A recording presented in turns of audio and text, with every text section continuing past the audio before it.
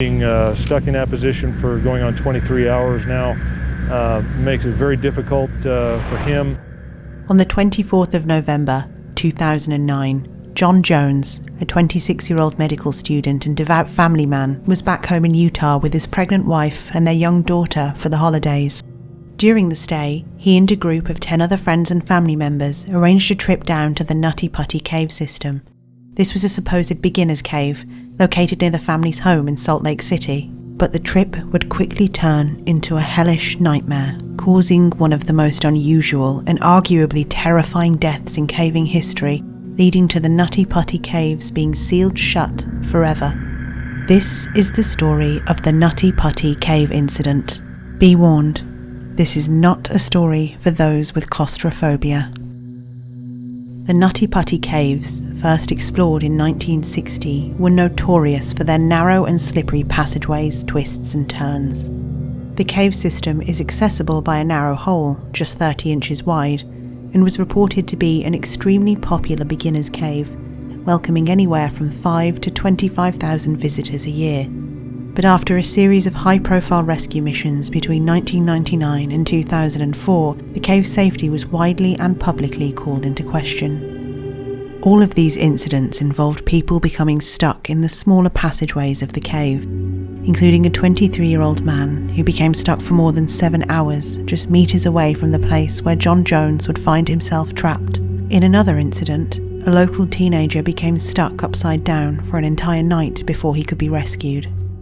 Because of these high-profile incidents, on May 2006, the Nutty Putty Cave entrance was gated and inaccessible, and for several years, local cavers, or spelunkers as they're known in the US, would battle local authorities who were threatening to close the cave for good. Officials stated that the caving system was a ticking time bomb, and that it was only a matter of time before somebody was killed. But local spelunking groups argued that shutting the cave down would be unfair to serious cavers, and that people should take more responsibility for their own safety. It's apparent from the comments and letters written into local papers that some people felt extremely passionate, even indignant, about its potential closure. One letter to Utah's oldest newspaper demonstrates this, reading, "I'm tired of the government deciding it knows what is best for us. Nutty Putty Cave has been a fun spot for me. Both of my sons now love going to that cave. I hope somebody can tell me how many people have been hurt or killed. I haven't heard of any. Possibly a sign telling of the risks involved should be placed by the cave so that we as Americans can decide for ourselves what is best." As the war waged on, finally, in September 2007, the caves were officially closed to the public, while a new volunteer management team was put in place. This was a last-ditch attempt to prevent the cave's complete and permanent closure. And then, finally, in March 2009, the Nutty Putty Caves reopened, with a brand new cave management plan. The new plan enforced a process which required would-be spelunkers to apply for a permit 21 days before their visit, and agree to follow certain safeguarding procedures, such as having a minimum of 2 people per visiting group that were, and I quote, experienced cavers. And so, it was under these circumstances that 26-year-old John Jones and his then 23-year-old brother Josh Jones, plus 9 other members of his friends and family, entered the Nutty Putty Caves on the 24th of November 2009. When the group entered the cave at 8 p.m. local time, they would have been confident.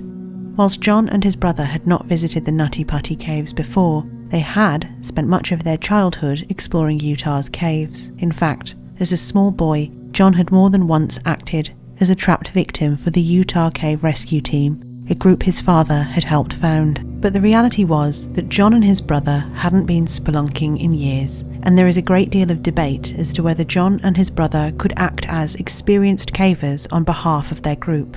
Nonetheless, for the first hour, everything went well, as the party explored the largest room in the cave, called the Big Slide.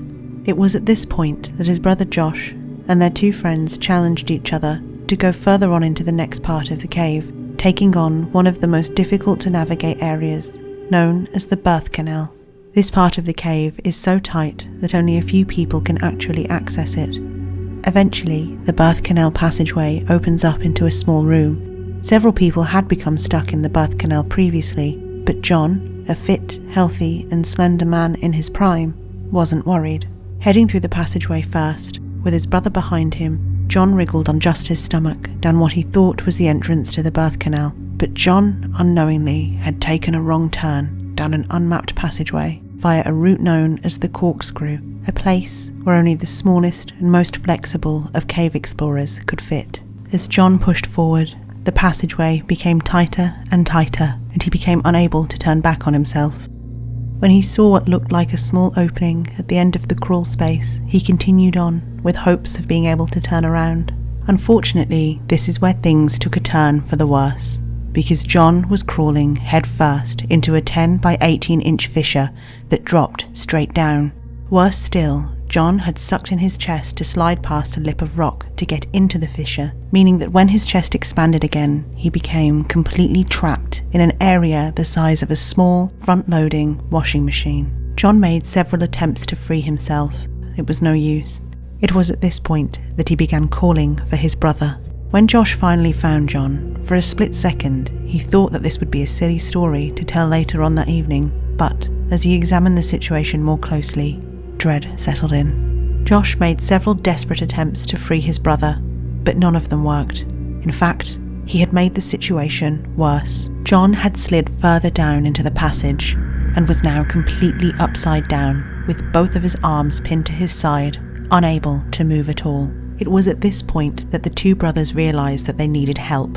Josh alerted the rest of the group and left a friend to stay with John as he rushed out of the cave system to a nearby hill to get reception and call 911. Knowing help was on the way, he went back down into the cave where his brother was still pinned upside down. It would be 3 hours before help would arrive. At 12:30 a.m, the first rescuer arrived on the scene. It was Susie Matola, a local volunteer who immediately rushed to the scene when she received a message on her pager. Right away, Susie realised that John's predicament was much, much worse than she had thought. She knew she had to keep John calm, and so she greeted him and told him that he'd be out in no time, and not to worry, to which John replied, "Hi Susie, thank you for coming, but I really, really want to get out." Susie tried absolutely everything she could think of to pull John out, including cutting off part of his jeans to free up some space, but after 2 hours, Susie was exhausted and unsuccessful. She was forced to crawl back up to the surface where, at this point, both his wife and his daughter and around 30 rescuers had arrived on the scene. There, a very concerned but calm group were brainstorming plan after plan. They discussed everything, from breaking John's legs to lubricating the walls with several gallons of oil. But eventually, they decided upon a system of ropes and pulleys to hoist John out, legs first. This pulley system would be aided by drilling some of the rock around him to create more space. Members of the rescue team made their way to John with the equipment, but they ran into problems. The rock wasn't coming away quickly enough, and removing what did come away from the wall was proving impossible to do safely, not least of which because the rock was falling back down onto John. Back at the surface, the rescue team, now in their hundreds, were all becoming increasingly concerned. Things were moving slowly. Each trip to pass a piece of gear to John's location, 700 feet deep within the cave, took an hour, and only one person could ascend or descend down the passageway at a time. To make matters worse, when rescuers told on-site trauma surgeon Doug Murdoch that John was upside down, Doug made the team aware that this likely meant that John would only have 10 hours before his organs would fail. The human body is designed to be upright. The heart works with the force of gravity, and if it can't, blood and fluids quickly begin to pool in the brain and lungs, and eventually it becomes extremely difficult to breathe. On top of this, the heart begins to work overtime, and it becomes increasingly difficult to pump blood around the body, which can lead to cardiac arrest. This was something Susie noticed within the first hour of working to free John, a distinct rattling noise coming from his chest, a clear sign that fluid was pooling in John's lungs. He was already starting to asphyxiate. The rescue team decided that the immediate goal should be to get John out of his dangerous position to alleviate the pressure on his lungs. The team got to work immediately to install the first system of ropes and pulleys, but they quickly ran into several problems. John's legs and feet couldn't bend back around the curve of the shaft he had slipped into. On top of this, The lip of rock that he had breathed in to slip past was catching on his chest. It was, as one official put it, the worst possible place to be stuck. Nonetheless, the team managed to hoist him up enough to elevate his position slightly and administer IV. Unfortunately, just moments later, this first pulley system failed, and John slid back down into his original spot. At this point, John was swinging in between a state of calm and panic, and so a decision was made to bring a two-way cable radio into the cave so that John could speak with his wife. The conversation was tense, but it did serve to keep him calm enough for the next system of ropes and pulleys to be installed. Finally, after 19 hours, a team of 8 were ready to pull. But there was a problem. Each pull was agonizing for John, and the team had to pause several times to avoid breaking his legs. And then, a glimmer of hope. On the third pull, John was lifted up high enough to make eye contact with his rescuer, who later commented that his eyes were red, his face was dirty, but that he seemed fine otherwise. When the rescuer asked him how he was, John said, "It sucks. I'm upside down. I can't believe I'm upside down. My legs are killing me." The rescuer saw that even though John was complaining, he had a smile on his face. And then, on what was to be the fourth pull, disaster struck. That they have a raising system that was helping to hold him in position. One of the devices as part of that system failed, and Mr. Jones actually ended up falling back into the area where he had been stuck for so long. The system had failed. The entire team fell backwards. When the team regained composure, they realized that the worst thing imaginable had happened. A bolt that was drilled into one of the cave's walls had come out, causing part of the cave to crumble. This had hit the lead rescuer in the face, causing him to momentarily black out. And, worst of all, John had slid back down into the crevice and had now become completely unresponsive. With the rescuer closest to John now needing medical attention, a second lead rescuer took his place. Satisfied that John was, in fact, still breathing, in a state of desperation, the new rescuer somehow managed to slip a rope around John's waist. But he himself became stuck and needed help from other members of the team, sustaining multiple injuries in the process. A third lead rescuer made a last-ditch attempt to free John by desperately drilling away the rock around him, but it was no use.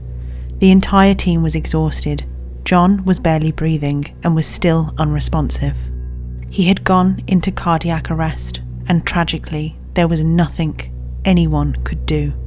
It was at this point that John's wife Emily was informed of the situation. John was technically alive, but unconscious. In her desperation, she believed that he could still survive the ordeal and continue to radio down. In one of her final communications with John, she said, "I know you've been pushing so hard for so long. Why don't you rest for a minute and take a break, and then you can push again?" At this point, whilst they couldn't officially confirm it, rescuers suspected the worst. And so, a brave paramedic was sent down to take a pulse, confirming what everyone had suspected. At 11:56 p.m. on the 25th of November 2009, John Edward Jones was pronounced dead 28 hours after he had initially become stuck. Emily was initially in complete disbelief. She refused to believe that her husband could die from such a simple mistake and did not accept that a pulse taken from the leg could indicate that he was dead. Eventually, officials managed to calm her down, agreeing that they would do everything in their power to remove her husband's body from the cave. Not wanting to let a grieving widow down, the team discussed what was reported to be some rather distasteful plans to get John's body out, but this would prove to be impossible. Even if they were able to free John, his lifeless body would not be able to twist properly in order to be fully removed from the cave, at least not intact. It was decided, given everything that had transpired, that it was simply too dangerous for the rescue team to attempt to remove his body. And so, a decision was made to seal the entrance of the cave with concrete, with John's body inside, forever. John's family had a plaque installed on the entrance of the cave in his memory. Later, the family would release a statement where they said that John Edward Jones, husband, father, and paediatric cardiologist in training, would be remembered for his, quote, "good nature, delightful sense of humour, strong work ethic, a genuine love of people, a masterful ability to relate to children, a love of and unwavering faith in the gospel of Jesus Christ, and his commitment to his family as an amazing husband, father, son, and brother. To this day, John's remains are still inside the cave, serving as a harrowing reminder of the very real risks of cave exploration. This is the Real Horror Channel, the place for all things really horrifying. If you enjoyed this video, please consider liking and subscribing, and I'll be back with more real horror soon.